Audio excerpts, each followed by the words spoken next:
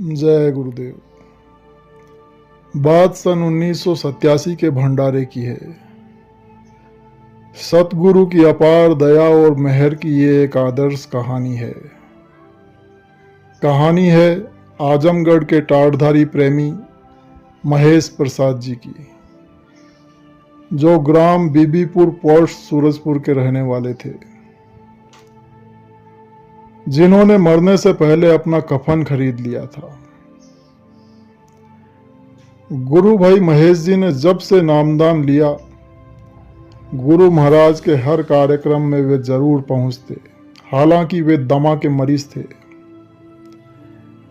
गुरु महाराज की आज्ञा का भरसक पालन करते थे। उनकी धर्मपत्नी, जिसे वे पगली कहते थे, वे अपने पति, सास, ससुर की सेवा में तल्लीन रहा करती थी। भाई महेश जी माता पिता के इकलौते पुत्र थे। इनके स्वयं के कोई संतान नहीं थी। 1987 के भंडारे में जाने से पहले भाई महेश जी की तबीयत कुछ ज्यादा ही खराब हो गई थी। लोग थोड़ी सी अस्वस्थता होने पर इतनी दूरी सफर करने से इनकार कर दिया करते हैं, लेकिन भाई महेश जी भंडारे पर मथुरा जाने की जिद कर रहे थे। माता पिता ने उनके स्वास्थ्य को देखते हुए उन्हें मथुरा जाने से इनकार कर दिया, तो वे फूट फूट कर रोने लगे और सबसे कहते कि नहीं, मुझे इस बार मथुरा जरूर जाना है, मुझे जाने दो। तो उनकी धर्मपत्नी ने अपने सास ससुर से कहा कि जब इनकी इतनी इच्छा है तो इन्हें मथुरा जाने दीजिए। अगर रुपया नहीं है तो खेत गिरवी रखकर रुपए का इंतजाम कर दीजिए। तो माँ बाप खेत गिरवी रखने का विचार विमर्श करने लगे।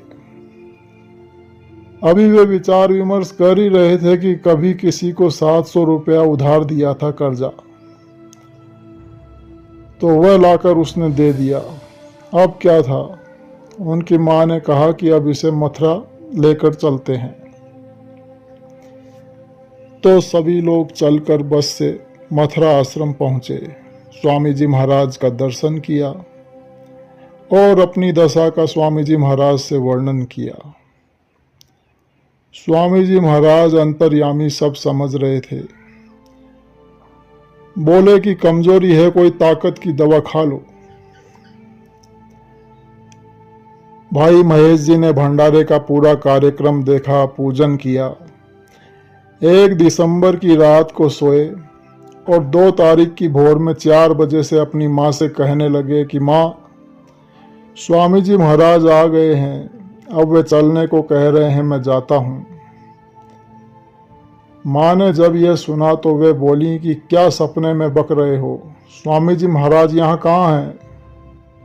भाई महेश जी ने कहा कि माँ, तुम्हें दिखाई नहीं दे रहे हैं? वे मेरा हाथ पकड़े हैं, अब मैं चलूँगा।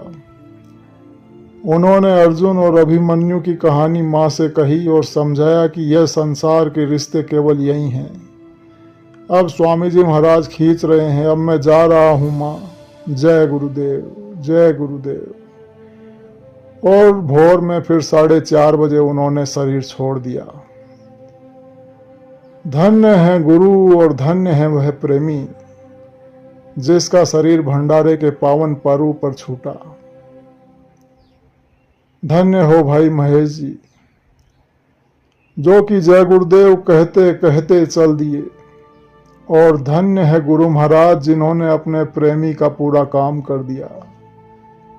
परम पूज्य स्वामी जी महाराज के आदेश से समाधि स्थल के पीछे की जमीन पर उनका अंतिम संस्कार किया गया। उनके चचेरे भाई ने अग्निदाह किया। चूंकि वे टाटधारी थे, इसलिए मरने से 1 दिन पहले 1 दिसंबर को उन्होंने नया टाट खरीदा था। वही टाट उनका कफन बना। यह कौन जानता था कि वे अपना कफन पहले ही खरीद रहे हैं।